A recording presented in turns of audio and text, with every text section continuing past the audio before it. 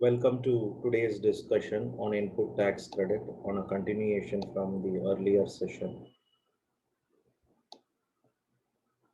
In our last session, we made our introduction towards input tax credit, where we highlighted that the input tax credit, how it will be, when it will be eligible, and what are the conditions that need to be satisfied with regard to eligibility for claim of input tax credit, so on and so forth.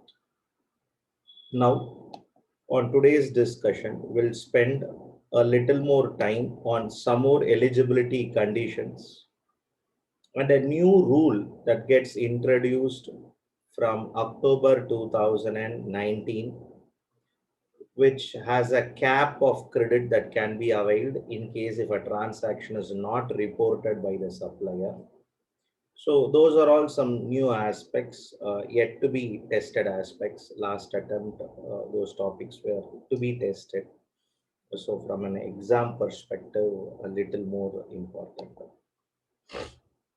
Coming back here, getting into some basic definitions. Input tax, we know in credit of input tax. Input tax means CGST, SGST, IGST, all can be taken as credit of input tax. As far as the eligibility is concerned,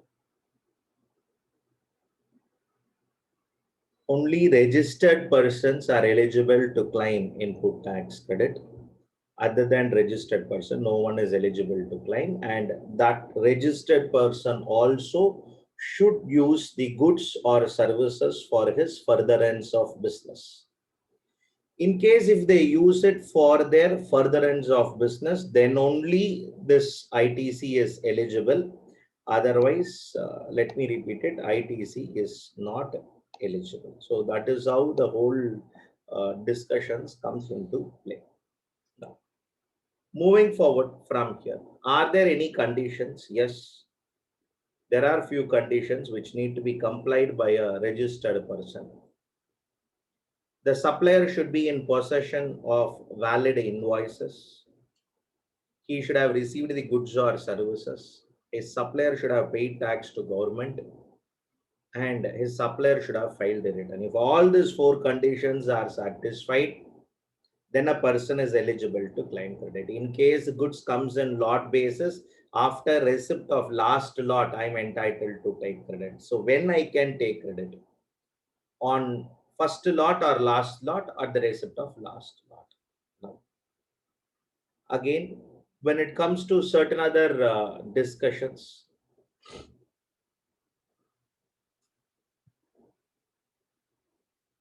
I'm availing input tax credit. Am I obligated in any way to the supplier? Yes, I have to ensure I make payment to the supplier within 180 days. A very specified time limit is defined. Within 180 days, I need to ensure I make payment to the supplier. Followed by, in case of a person opting both benefits, he want to claim depreciation and he want to claim ITC, then on the GST portion, either one benefit is available. Either depreciation benefit can be enjoyed or input tax credit can be enjoyed. Not both benefit can be enjoyed simultaneously by a registered person. And the last day to claim input tax credit, anything if it is missed out in a financial year, is before filing September month return of subsequent financial year, the due date for filing September month of subsequent financial year, or filing of annual return of this two, whichever is earlier. In other words, a credit of 1920 is missed. A credit of 1920 is missed. Let's be little specific. 10th August 2019. 10th August 2019, invoice was omitted. 10th August 2019 invoice on which they are eligible to claim ITC of rupees 75,000 was omitted. This invoice came to the notice of accounts team sometime during 24/7/2020. It came to the notice. It came to the notice of the accounts team only sometime during 24/7/2020. Now, a very fundamental question is raised. Can the company claim ITC? Just for your information, it is relating to financial year 2019-20. The transaction is relating to financial year 2019-20. Can the company claim input tax? Is the question before us. Yeah. Yes. Quick. Can company claim ITC? Yes or no? If you're going to ask me, sir, in which date annual return is filed, let's assume annual return is not filed at all. Because for 18-19 itself, its due date is not over. 19-20 and all, 31st December. But again, we will know sometime later. Now, 18-19 itself, due date is now extended to 30th October 2020. 31st October 2020. So 18-19 itself, due date now only ends. So now you go back and discuss for what will happen for this. Now leave that part. I'm not stepping into it. I'm asking a very fundamental question. Can on this invoice subsequently ITC can be claimed? Yes, no, that's all. Only these ones. Yes, ITC can be claimed or ITC cannot be claimed. Few of you answered. Your answers are right. Okay. Till now, whoever answered, all of you all right. Quick. I want a lot of you to answer. Quick. ITC can be claimed, ITC cannot be claimed. Quick. ITC can be claimed, cannot be claimed.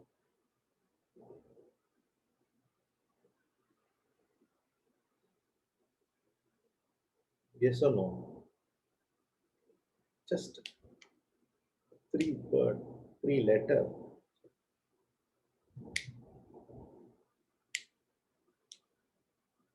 Yes, quick. ITC can be claimed, as you all rightly pointed out. Very simple reason. For us, our parameter is before filing September month return of subsequent financial year or filing of annual return of these two, whichever is earlier. Let's take an assumption. It's an assumption. It's not a fact. It's just an assumption. Let's assume that on 30/6/2020, the annual return for financial year 2090 was 5. Satyama nadakade. Okay. But just I'm asking. So then why you are asking? Yes, I want to ask, so I'm asking.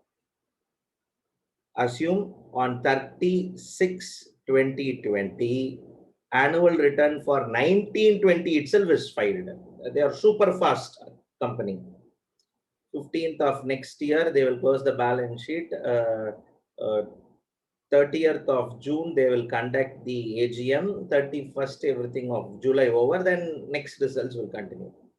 So super fast company. Okay. Can ITC be claimed? Earlier facts remain same. So no change in the original facts. 10/8/2019 invoice. Eligible for 75,000 rupees. Invoice comes to the knowledge of the accounts team on 24/7/2020. Prior to that, 24 days before itself, they have filed the annual return. Let's assume. Can they claim ITC? Cannot claim ITC. They cannot claim ITC. Matter ends there. Why? No, I'm my time is still September. No, correct. Either September return filing due date or filing of annual return. Of these two, whichever is earlier. WEE. Okay, whichever is earlier. So come back here. Points for our discussion is very simple. This is how it has to be understood, and this 16.4 is a restriction for all those B2B invoices. So, which means you are trying to say there is no restriction for import of goods. Yes, there is no restriction for import of goods. When it comes to import of goods, I missed to take in that particular month. Can I take in subsequent financial year? Yes. Even beyond September? Yes. So why I want to highlight that is an exceptional discussion.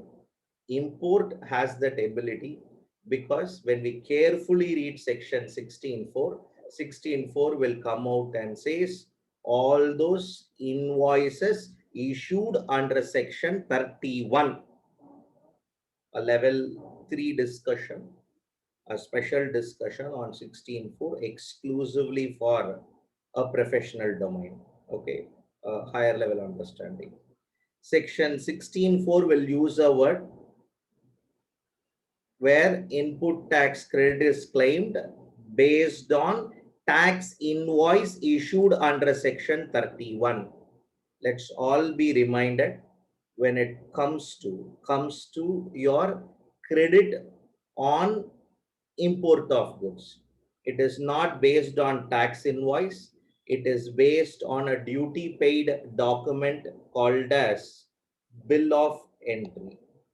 Bill of entry is going to be a document based on which imported goods credit is going to be claimed. When you come out and say restriction is only for a tax invoice issued under section 31, automatically what is not covered in it? Your bill of entry is not covered. A very minute understanding, a very careful understanding, make yourself more comfortable on this. Section 16.1 read along with 16.2, more specifically 16.2 comes out and says what are the documents based on which credit can be claimed. We have a list of documents based on which credit can be claimed. A lot of things you know, or we will read it sometime later when we get into documentation under GST. My intention here is be aware that a document like this, based on document like this, we are entitled to claim credit. To start this whole discussion, based on an invoice issued by a supplier of goods or services, a person is eligible to claim credit. In case if it is going to be a supply on which the recipient is liable to pay tax, then it has to be an invoice issued under clause F of subsection 3 of section 31, which is very popularly called as self-tax invoice. An invoice raised by a recipient by himself on himself. An invoice raised by the recipient on himself by himself. Okay, it's me through me and seeing me, something like that effect will come. Nothing. As a recipient of service, as a recipient of goods, you are need to raise an invoice which is called as a self-tax invoice. When we get into section 31, at that time we will have a control on this document. Now for the time being, understand a self-tax invoice. When I procure goods under reverse charge, when I procure services under reverse charge, at that moment this invoice will be raised. An invoice issued in accordance with the provisions of clause F of subsection 3 of 31. In any case, a debit note issued by a debit note issued by a supplier, or a ISD invoice. In other words, input service distributor. For the time being, let me repeat, for the time being, understand it as a document. Now, understand it as a document, but my intention here is when we get into the respective specific discussion, you will come to know what is ISD invoice, where there are some common expenses which are incurred by organizations, and to distribute that common expenses input services credit, a model is followed which is called as your input service distributor. A input service distributor is a specific model for transfer of common services credit. Sir, I'm unable to appreciate this factor. Very simple. Take statutory audit. Take a brand royalty paid. Consider an advertisement service. Consider a technical know-how fee paid. Now, these few expenses that I listed to you cannot be brought into one particular factory or one particular unit. It has to be, the credit of this has to be distributed to all. Then you need to have a registration called as ISD registration, Input Service Distributor registration.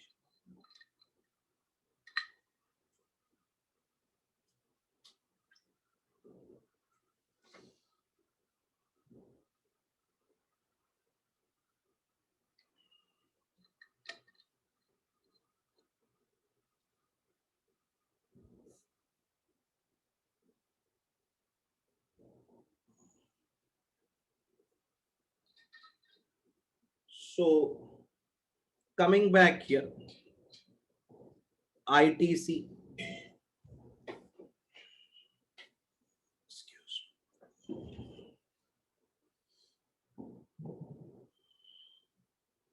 So these are the documents based on which credit can be availed. And further to discuss, ITC can be availed by the registered person if and only if all the particulars as specified in the provisions of ITC sections are contained in the SEC document, and the relevant information as contained in the said document is furnished in form GSTR2 by such person. Though this is a rule, sub rule 2 of 36.2 is there. Today it is not given large weightage because the government has suspended filing of form GSTR2. Form GSTR2 is a suspended return as of today. So, but rule says you are eligible to claim. A registered person can claim only if the transactions are reported in GSTR. Okay. Don't give much weightage, just learn it as an information. Today will not be much tested on those points. Now, even if document does not contain all the specified particulars, but contained. See, look at the wording. The document does not contain all the specified particulars, but it contains the details of the amount of tax charged, the description of goods or services, the total amount of money collected, GSTN of supplier, GSTN of recipient, place of supply. These are all components of a tax invoice. A tax invoice will contain all these information. But this is not a tax invoice. This is not a document issued under section 31, but it is a document which contain all this information. ITC may be availed by such registered person. It is not mandatory that you can avail, maybe avail, subject to officer's discretion of allowing it. But can I avail it? Yes. No. Next point, no ITC can be availed. No ITC can be availed by a registered person in respect of any tax has been paid in pursuance of a order, a demand, or on account of fraud. I'm not much bothered from today's perspective on account of order or demand. Both are little rare questions to envisage at your level from today's perspective. But on account of fraud is possible. What is on account of fraud? Actually, the goods are not supplied, but fake bills. Fake bill means the bill will not be fake. The transaction itself is fake transaction, shame transaction. So, do companies involved in transactions like this understand? Not every company does deals in shame transaction. Not every businessman is going to be a thief. Somehow, today's environment preaches that businessman means he is somebody who is should not be leveraged or should not be allowed. I'm sorry. See, let's all understand, if we are going to kill entrepreneurship, then who will feed the economy? So somehow that thought has to be, if there are 100 companies, 3 or 5 companies will do fraud. It's universal. See, don't expect all 100% to be self-conscious and self-content. That is difficult. It will not happen. Maximum 10 companies, 3 of them full fraud. Okay. 7 of them, okay, here and there, they will do one transaction. 80% genuine, 20% fraud. See, in a good there is a bad, in a bad there is a good. So sometimes we often believe on an idioms called as ignorance is bliss. Until you are ignorant of something, it's a blissful state. You are not aware of it. Oh, is it so?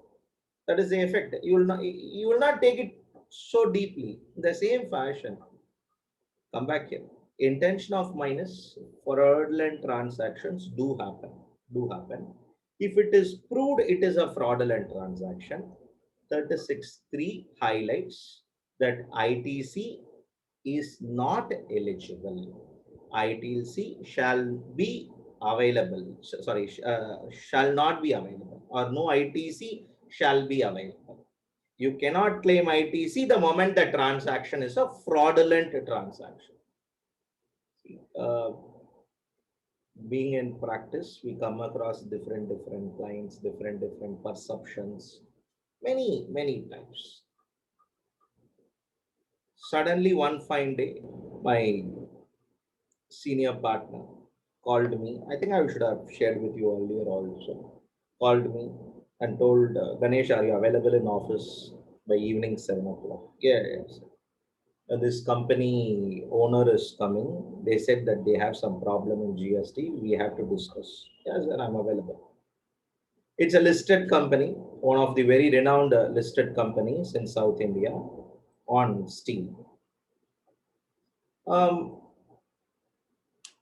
we were been discussing. Somebody came.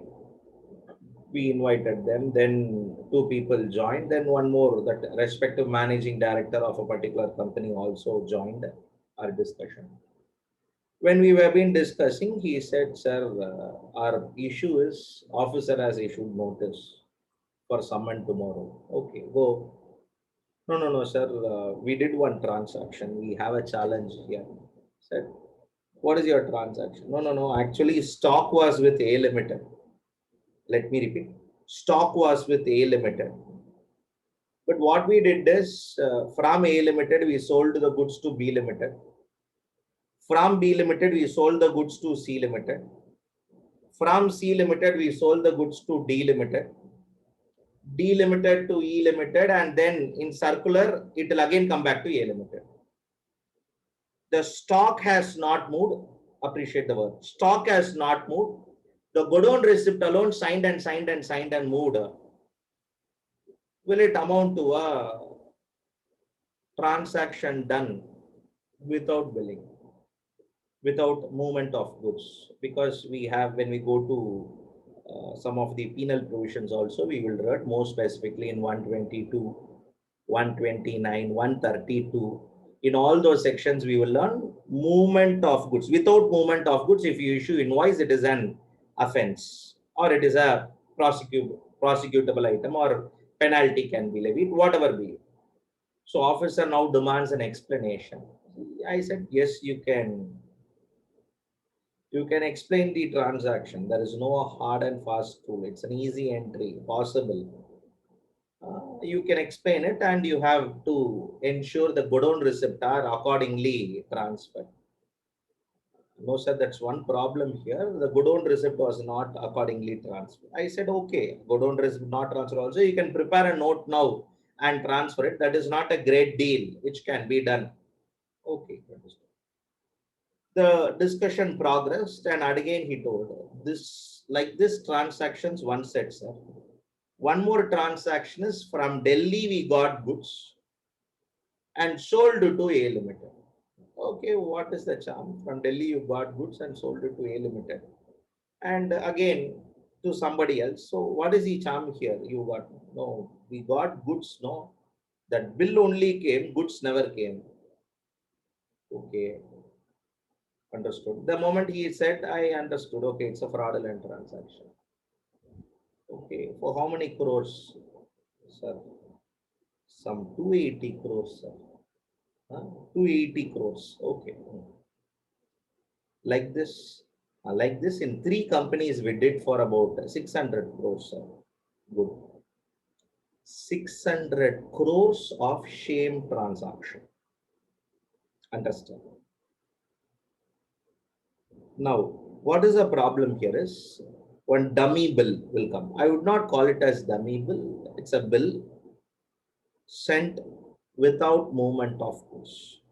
Okay, so we call it as dummy bill, fake bills, shame transaction, fraudulent transaction, bill trading transactions. All these happens, sir. Like this and all now also happening as a see, when somebody decided to do fraud, he will do. You cannot stop and him and all. Maybe you can refrain yourself from doing in some of the unethical way. If people decided to behave individually unethical, nobody can stop. Let me repeat. Come on, it's an individual call that individual has to take. Coming back to our core discussions. In the 600 crores, what government can do? Government cannot do anything. Government cannot tax a transaction which itself is fake.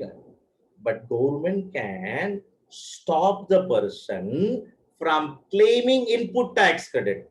Now this 600 crores, how you did? Out of this 550 crores purchases, that 550 crores input tax credit you took, no 12 crore rupee. That 12 crore rupee is ineligible ITC as per section 16 read along with rule 36. Even otherwise 17.5. Once again we will learn this topic. So the moment it is proved it is on account of fraud, on account of a demand it is paid, or based on an order it is paid, ITC is not eligible. ITC is not eligible in case if a transaction is tax is paid on account of any demand, order, or on account of fraud. Makers of fraudulent credits are not available. What has happened to that case? Nothing. The government has issued a notice demanding 12 crore rupees. That's all. So matter got solved. Fellows paid about more than 8 crores, and then matter is now pending before the courts. Because next level the government went for a prosecution. So in fact they asked me, sir, you have to protect us from this. I said, see, now everything is above your heads. Nothing can be protected. Best option for you is go and take an anticipatory bail. That's all. Because tomorrow, for your size of fraud, officer have power to arrest. So you have to go.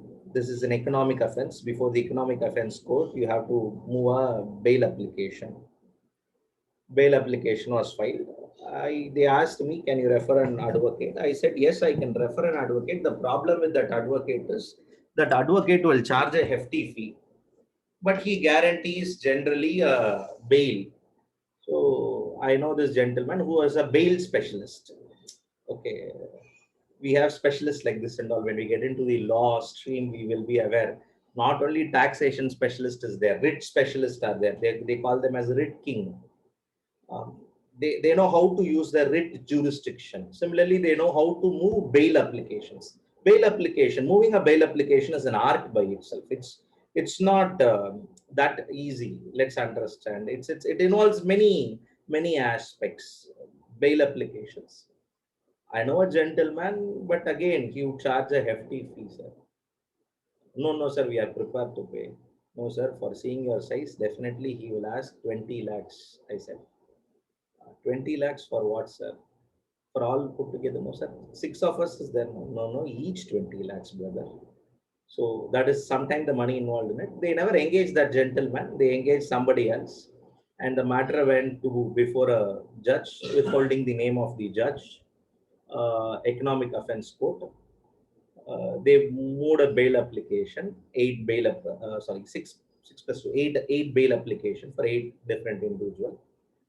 All eight bail applications was rejected because the judges of that nature, because for the Tamil Nadu's powerful lady itself, this judge has issued a warrant and cancelled the bail.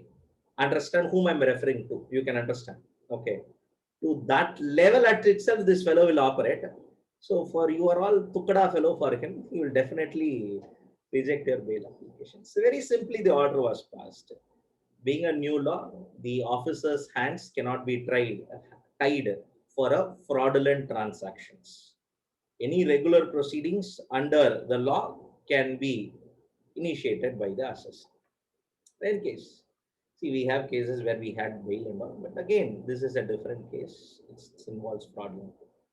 Come on, understand? All are interconnected. Later, we will go and discuss cognizable offense, non-cognizable offense, which means some offenses are bailable offense, some offenses are non-bailable offense. Very interesting to note. They were trying for an anticipatory bail because the moment the offense is identified by the officer, then it becomes a non-bailable offense. Okay, offense for which bail cannot be granted. So, fraudulent invoices, non-payment of tax, non-filing of return, all these are non-bailable offense. Non-bailable offense means for these offense, bail cannot be granted, which means that the fellow has to go to the judicial custody. Okay, in other words, jail. Okay, coming back here, a new section gets introduced to restrict trade. Because of all these ITC related fraud came, government got angry and told ITC can be availed by a registered person if the invoices are uploaded by the uploaded by the suppliers. In case if the invoices for which they want to avail ITC has not been uploaded by the supplier, ITC to be availed by a registered person in respect of invoices or debit notes, the details for which have not been uploaded by the supplier. If the supplier has not uploaded the invoices, then the ITC shall not exceed 10% of the eligible credit available in respect of invoices or debit notes which are uploaded by the supplier. Two important aspects. I procured goods. I'm a recipient. I procured goods for 5 lakhs. 3 of my customers, from each 1 lakh assume for our convenience, 3 of my customers promptly uploaded the transactions. 2 of my customers not uploaded. So my not uploaded transactions are, does a recipient can know whether the transaction is uploaded or not? Yes, we have a form called as form GSTR 2A. When we go to return, we will learn. There is a form called as GSTR 2A. When the supplier uploads the data in form GST1, if the data is uploaded in GST1, automatically recipients 2A, it will get reflected. Can you able to appreciate it? If the supplier mentions the GST number of Ganesh Prabhu and say, I have sold goods to Ganesh Prabhu. In the Ganesh Prabhu's login, Ganesh Prabhu has purchased from supplier, it will get reflected. Hope you could able to. This is a data interchange, but done by the government. Supplier files with government, governments push the data to the respective recipient. So this model is there. Of the 5 transactions, only 3 transactions got reflected. 2 transaction is not reflected. Because 2 transaction is not reflected, on 2 lakh rupees, I cannot claim credit. Correct? Let's assume for our convenience, 50,000 is going to be my credit. I can comfortably claim 30,000. No questions on 30,000. But on this 20,000, can I claim credit? Answer is no. Why? Transaction is not reflected. Why? Supplier has not paid tax. Why? Supplier has not reported in the return. Sir, my supplier has reported, sir. Then automatically it will come. When it comes, your 3 lakhs will become 4 lakhs. Crux discussion. This rule, 36(4), the amended rule for exam, which is important. This rule comes out and highlight 3 lakhs invoices came, no. 3 lakhs into tax, which in our case it will be 30,000. 30,000 into 10%. 3,000 rupees you are eligible as ad hoc credit. It's not valid. 3,000. My actual credit eligibility is 20,000, but I can now excess claim only what? Sorry, now I can claim only how much? 3,000. 30,000 what is reflected plus 3,000. 33,000 that month I can claim credit. Sir, balance on 20,000, I claimed only 3,000. Balance 17,000 when I can claim credit. When the transaction gets reflected, only then I can claim credit. Sir, if the transaction is not at all reflected, I am sorry, at one point in day, you have to reverse this 10% also. Because one of the conditions of 16.2 is supplier should pay tax to government and report the transaction. When supplier reports, automatically recipient will come. No, sir, my supplier has proved me that he has reported. Then there might be a system glitch. Exceptional to the core. Let me repeat. In 1,001 case, we will have problem. See, let me repeat it. Business means challenges are there. Don't expect a business to run smooth. Then then why people will lose interest to do business. எல்லாம் கரெக்டா இருந்தேன்னு வச்சுக்கோங்களேன், வாழ்க்கை போர் அடிச்சு. நான் இப்பயே சொல்றேன். As simple as that. Exam date extend ஆகுமா ஆகாது, அப்படியே பரபரப்பாவே வச்சுட்டு இருப்போம் நம்மள கடைசியில். That's all. As simple as that. Otherwise, if the tension is not there, nothing, no kick in life. Okay, and it will be very interesting at a later point in time, because see, for some of us, it was election which pushed the examination. For some of you, it is not the election, it is another testing time. End of the day, pushed exam. That's common. That's common. And people who come out of testing times were always successful. Just for your information, were always successful. Only one challenge of people who are all coming out of testing times, they will have a small innate fear in their mind. That one small fear in their mind. Sir, do you have that? Yes, because I am a clear pass out of 2009. Okay. 2008 and 2009, this country went for a pakka slowdown. Slowdown means slow down to the core. Last year, campus interview 6 lakhs means this year, campus interview, he'll call people for 4 lakhs. Okay. That mindset will be there. But again, if you look at little differently, you can choose to do what you want than going for what was already a template which is available for everyone. Okay. A template which is available for everyone was pursuing employment, whereas if you want to do something else, you can do. One of my friends chosen to do IIM. He could able to afford it, and he had the age too. Instead of going and working for somebody for 6 lakhs, and does not, that 6 lakhs does not make him in a great way, already hailing from a well-to-do family, he decided to pursue in IIM Ahmedabad MBA. One more fellow was into different extreme altogether, went out and want to venture his father's business, and little different to know his practice has become a small time activity and his businesses in a big time way. One of us decided, see, that testing times will allow you to explore what you want, because your differences are not much among your peers. See, many times this among peers drawing line is always important. Okay, where I am, where he is, where I am, where he is, this one joke will go, and after a point in time you will understand, end of the day all our journey are same. So that all requires a little more of learning. After a decade, I can speak whatever I want. But point here is you will also have the same liberty to speak whatever you want after a decade. But that one decade, that curve has to run. You will understand over a period of time. My submission here is very simple. These challenges are always there. If the other party has not reported that 20,000 rupees, what will happen to me? Very simple. At a later date, you should also reverse this 3,000. Let's not discuss about that.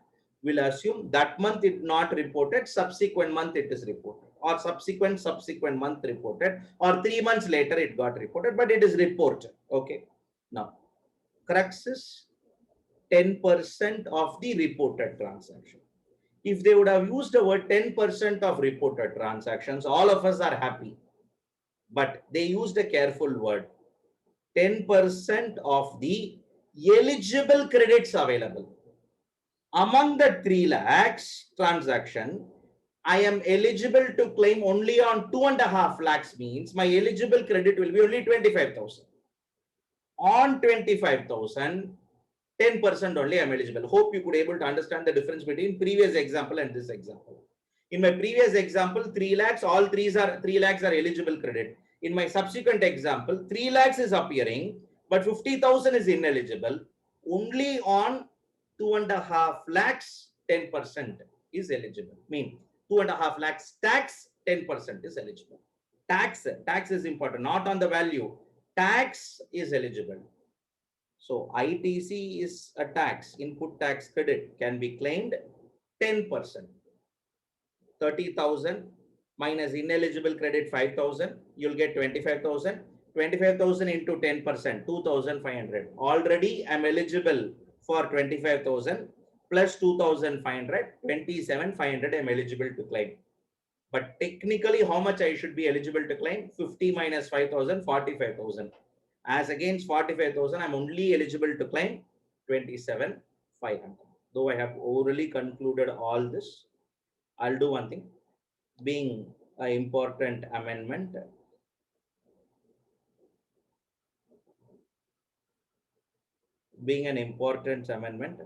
I would take up a small problem here, a very, very small problem, just to have a better grip on the problem.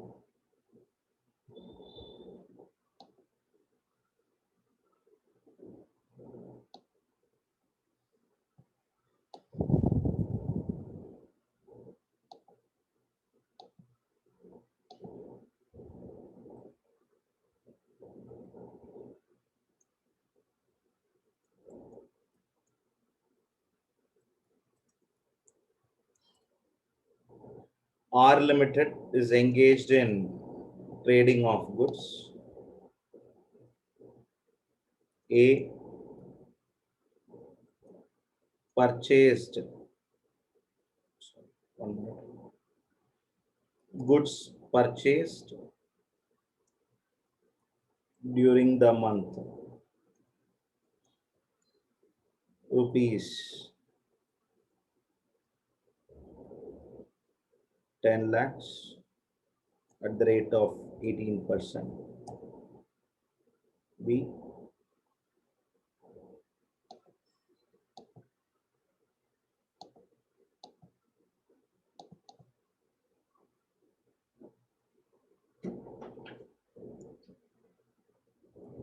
goods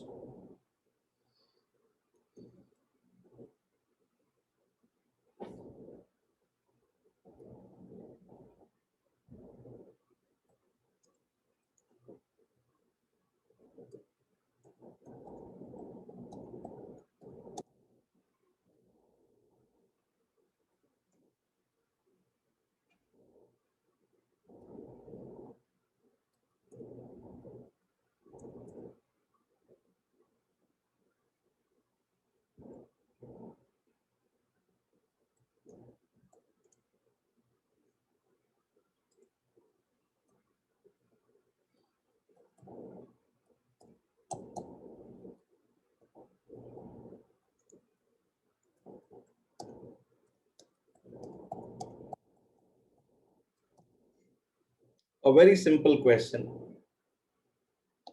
R Limited, who is engaged in buying and selling of goods, this R Limited has purchased goods for rupees 10 lakhs, on which they have paid GST at the rate of 18,000.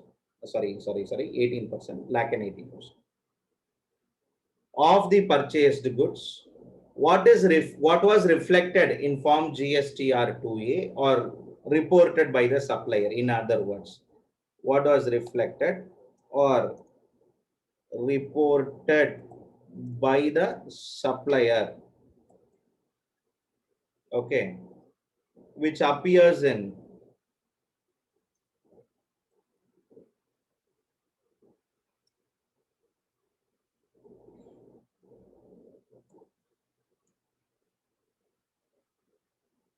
R Limited is rupees 8 lakhs. Okay, 8 lakhs worth of transaction reported. In other words, we can simply conclude 2 lakhs worth of transaction not reported. Now, calculate the eligible ITC for the month. In my view, a very simple question. I just want to just give you a feel how these questions on this topic will be. That's all. Beyond that, nothing.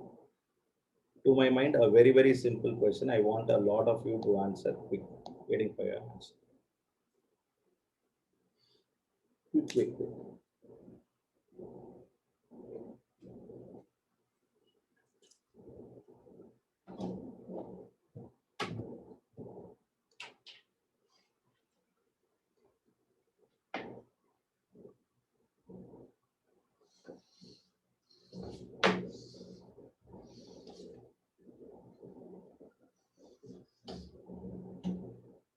Yes.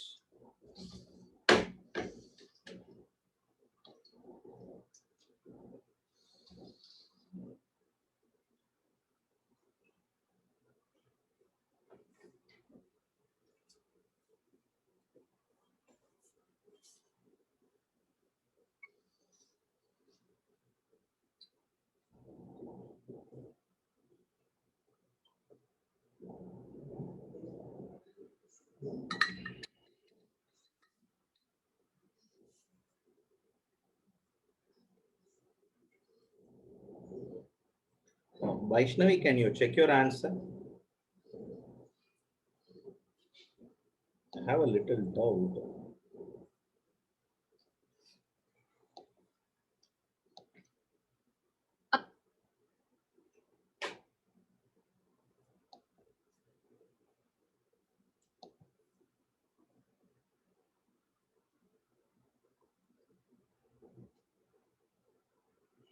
Quick.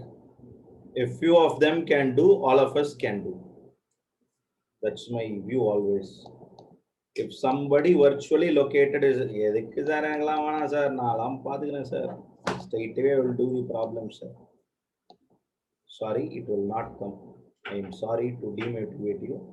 Suddenly, if you ask your hand brain to process and all, it will not process. It is a process that has to be initiated on a regular basis.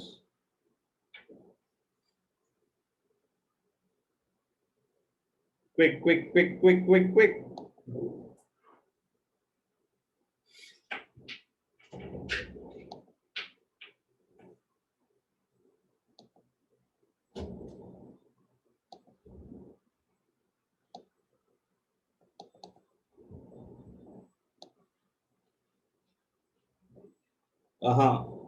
Nandini check check check நீங்க வேல்யூல ஏதோ பண்றீங்க ஐடிசில பண்ணணும்னு நாங்க சொல்லியிருக்கோம் value வேற ITC வேற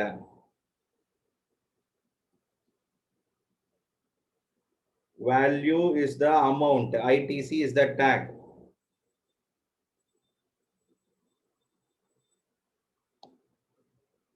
Vivekanandan check your answer I doubt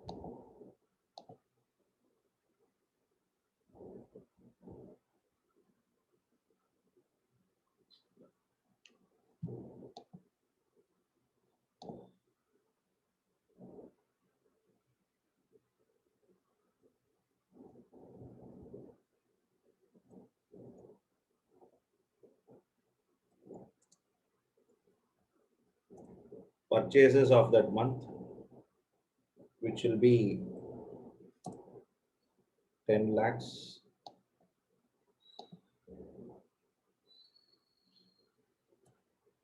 I think question is very clear rate of tax was given rate of tax was 18%.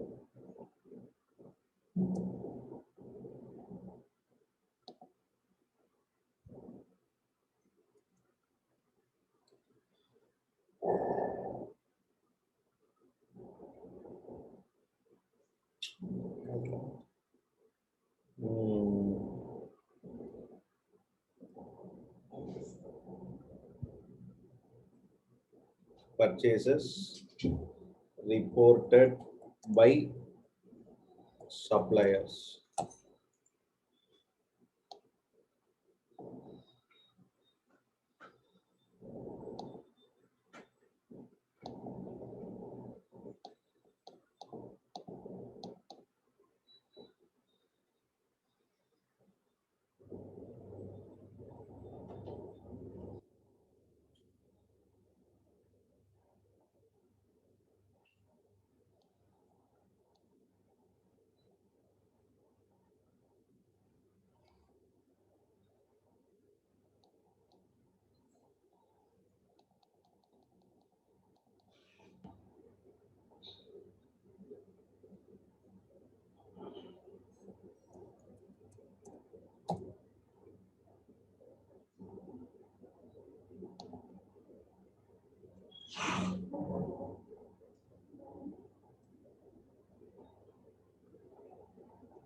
If 8 lakh rupees is reflected, then 1,44,000 only will be available there. Less ineligible items. We don't know the value, but amount alone 7,500. That's what I believe. I would have been in question. Kindly confirm. That's out of my memory I'm sharing.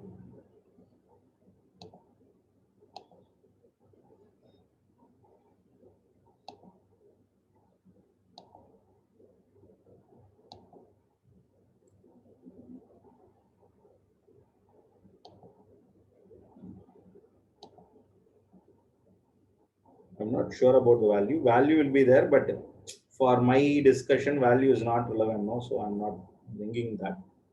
So eligible credit.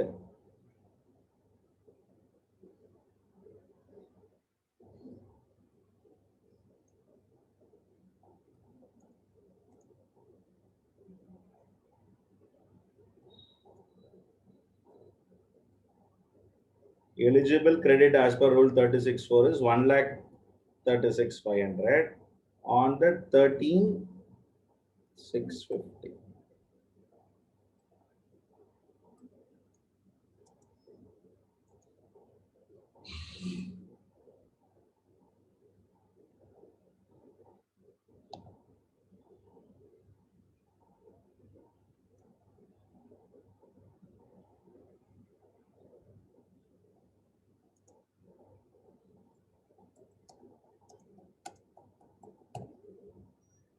Credit eligible for the month will be 1 lakh 50, 150. As against what in a normal way, in a normal understanding,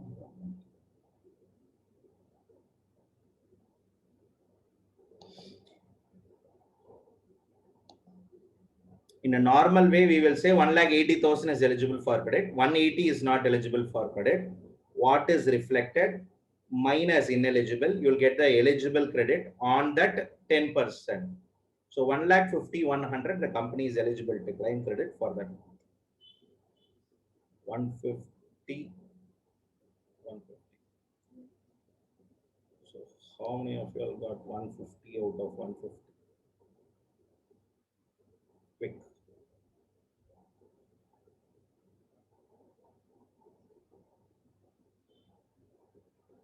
1 lakh 80 minus 7,500, 172,500. Plus or before.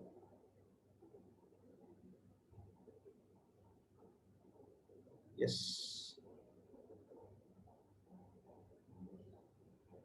Quick. Any of you got it? Okay. The fellow and all is hale and healthy. A nice director. He is good. What points here for our discussion is this director goes to foreign country, attends the meeting, closes the deal for about $5 million. Evening, the company who engaged this person, that company's 25th anniversary celebration. For example, if Bharat Petroleum, sorry, not Bharat, British Petroleum has appointed Infosys as their CRM consultant, customer relationship management, software development consultant, along with Narayana Murthy. Narayana Murthy went to close the deal. Along with Narayana Murthy, Mrs. Narayana Murthy, Sudha Narayana Murthy also travels. And it is not that the signing of the deal is important. Signing of the deal is important because it's almost done. They went physically signed, closed the deal, about 75 crores year-on-year deal for next 10 years. Once the deal is over, evening, because British Petroleum has been there for 50 years, they celebrate the 50th year. And they requested all their vendors throughout the world to come. And the invitation is also extended to Narayana Murthy to come. One of the invite is very clear. There are certain invites will come in this way. Come along, only along with your spouse. Okay, the invite is along with the spouse. The question before you on the third situation is the spouse travel. The spouse travel expenditure is allowed as far as section 37 business expenditure purpose or not a business expenditure. In other words, this time the invitation where the director has to attend makes it very clear that spouse should attend. Allowed as business expenditure, not allowed. Same director, same spouse, same son, in US, but different situations, our answers will be different. That's the power of business expenditure. Similarly, that is the power of furtherance of business ITC. Wherever you said it is a business expenditure, in all that situations, ITC is eligible. If it is not for a purpose of business, then ITC is not eligible. Basic understanding. Next level understanding is, how am I going to determine on certain things? Don't be bothered. There are rules that will help you. We have rule 42 specifically designed for this only. That rule will help. Okay. So points for a discussion. See if you could able to understand in a very broad spectrum how a business expenditure and how a personal expenditure will have its differences. I'm in line with you. Don't be much bothered about it. That's all. That's all is required over here. Is there is a possibility that a company will be engaged in both taxable supply and exempted supply? Our answer would be yes, there is possibility. Will there be a possibility a company is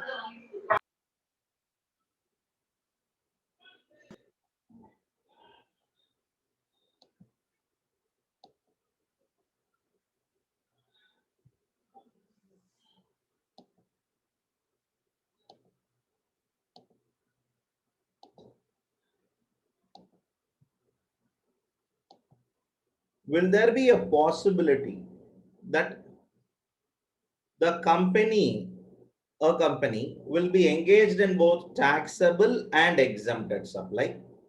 Similarly, zero rated supply and non-taxable supply. That is to say, an item they deal which is not liable to GST or not leviable to GST. An item that they export to foreign countries, supply to SEZ, both are, I would not say leviable to GST, but zero rated, treated at par with exports, are treated export of goods, export of services, or supply to SEZ. Can one company involved in all these transactions? Our answers would be yes. A best in class example to you always is a departmental store. Okay, a departmental store is a classic example of you deal in taxable goods, you deal in exempted goods.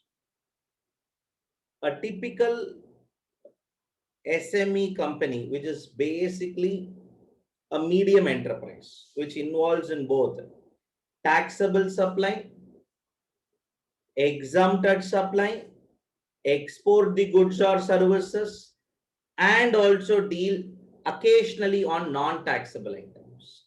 If a company is engaged in all, no doubt there will be common raw materials, common services, common items, common capital goods also sometimes.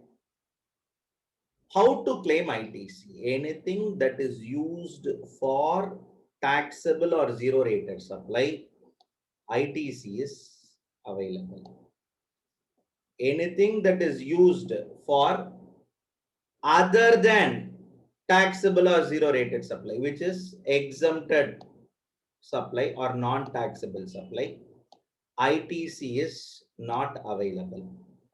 More interestingly, I have a input or a input service or a capital goods which is used partly for taxable supply, partly for exempted supply. Then to the part it is used for taxable supply, ITC is eligible.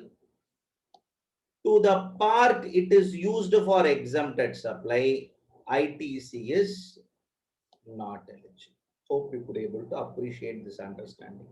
Sir, mine is directly used for taxable supply. Complete eligibility to ITC. Mine is directly for exempted supply. ITC not eligible. Mine is partly for taxable, partly for exempted. To the extent of part of taxable, ITC eligible. To the extent of part which is of exempted in nature, ITC not eligible.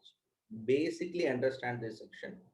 This is the fundamental, a rock foundation. A lot of you will find it comfortable because it will be the basis at which you would have operated the earlier level discussions.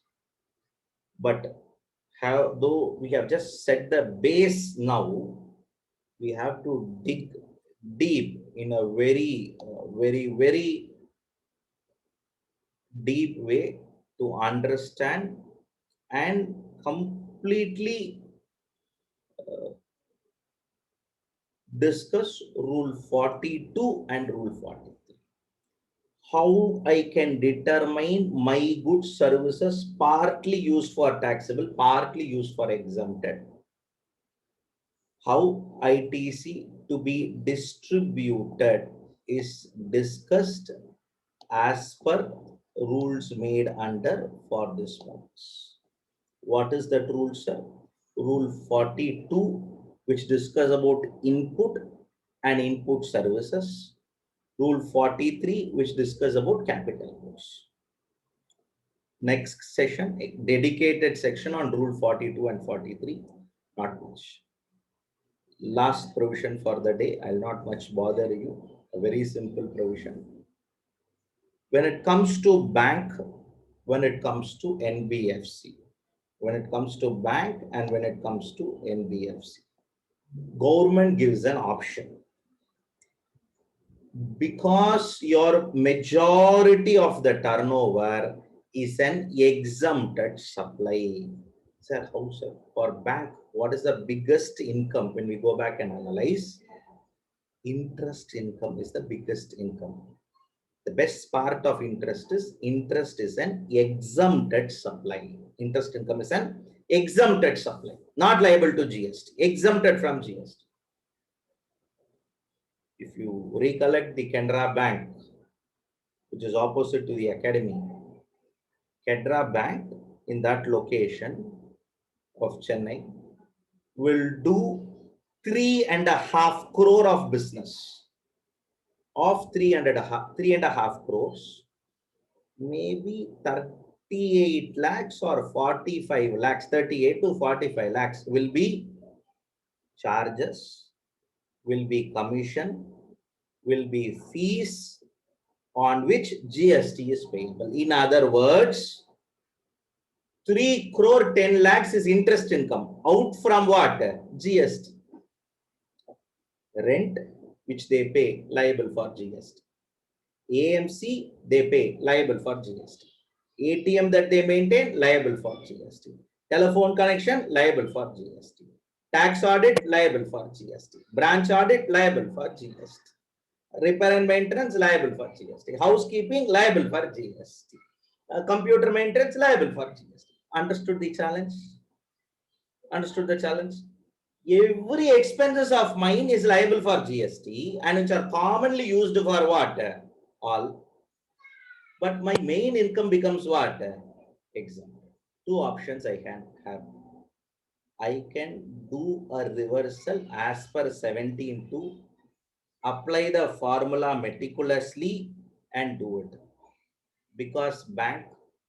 Because predominant of the bank is still under the indirect control of government. Indirect control, not direct control, indirect control of government.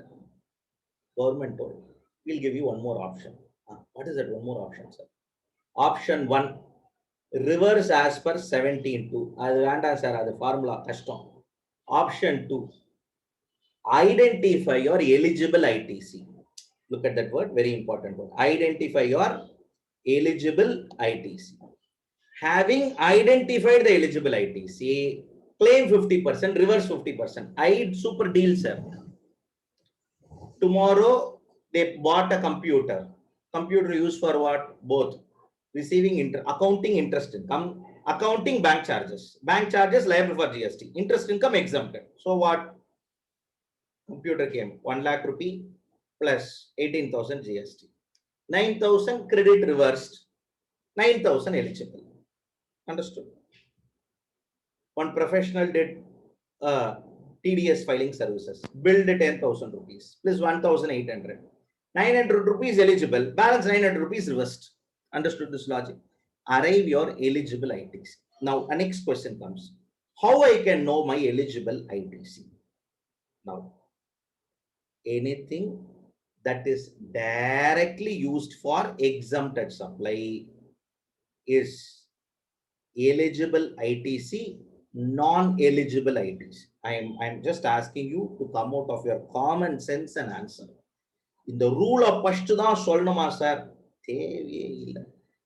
ரூலை படிக்கலைனாலே நம்ம மூளை இப்படிதான் வேலை செய்யும். Mark my word, have faith on the brain. Brain will work very carefully. A credit directly used for exempted supply. Eligible ITC, non-eligible ITC. A credit directly used for exempted supply. Eligible or ineligible. Instead of using a word non-eligible, ineligible. All are same. Eligible ITC, ineligible ITC. It is not an eligible ITC. In other words, ineligible ITC. You're all right. Sir, I pay rent, I pay housekeeping charges, I pay security charges, I pay router maintenance, I pay telecom, I pay building maintenance, I pay insurance, I pay blah, blah, blah, professional this. All are what? Eligible ITC, because it is used partly for taxable, partly for exempt. Understood? Yes. One rule we have to remember is, if any transaction happens between head office and branch, distinct person, we call it as cross charge. Now, cross charge, though ITC is eligible, it is not covered by the eligible ITC, which means in case of cross charge, you are 100% eligible. Let me repeat. Where all this is told, an exclusive rule you have. Rule 38 comes out and discuss in case of a banking company or a financial institution or a non-banking company engaged in supply by way of accepting deposits or extending loans.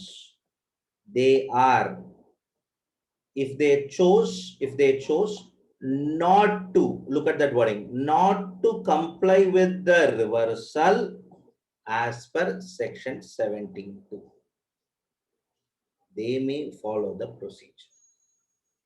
What is that procedure? Tax paid on input services are used for non-business purpose. If you have any non-business purpose, not eligible, shall not avail ITC. Non-business purpose, no ITC. Section 17(5), ineligible ITC, you are not eligible. Shall avail the credit of tax paid on cross charge. Look at that wording. Shall avail means 100% you can avail. Then 50% of the remaining amount of input tax. So that means what you are saying. If 25,000 rupees of cross charge is there on your total 1.5 lakh ITC, the 50% will be applicable only on 1,25,000. A question pending on this topic. Somehow last attempt itself, or even last but one attempt itself, I'm expecting a question. We have to wait and watch. Probability of being tested in exam is little high. Let me repeat it. Arrive your eligible credit. Having arrived your eligible credit, take 50%. Cross charge, sir, cross charges 100% eligible for credit. It's a transaction that happens between branch to branch. 100% of cross charge, you are eligible to take credit, plus 50% of eligible credit. How I will get eligible credit? Remove your ineligible credit. What is my ineligible credit? When it is used for other than business purpose, or if it is blocked as per section 17. Maybe after 17(5) discussion, we will do a problem on this topic to get a better grip associated with this topic. Yes, that sums up our discussion today on section 17, but for the blocked credit 17(5) and the rule relating to 17(2), which talks about your distribution or how it has to be done. Both we will take it up in our next class. Our next class session is very crucial. Rule 42, 43 and 17.3, how to determine value of supply will be discussed. After that, maybe we will be wanting two classes to close on 17.5 and 18, maybe one more class, 19.20, and then we will do problems. Before that, we will not do problems. We'll do problems, what is required. For example, rule 42 will warrant a problem, we'll do. General problems, we'll take it up separately. Thank you all for effective and patient listening. Any doubts? Yes, I will take it up. Thank you.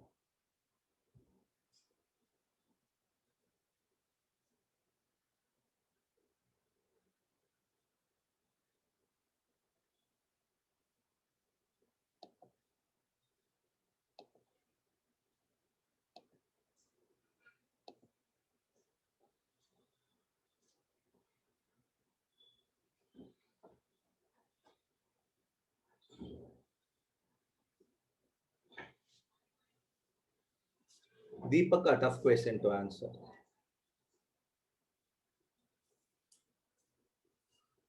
Thank you all for effective and patient listening.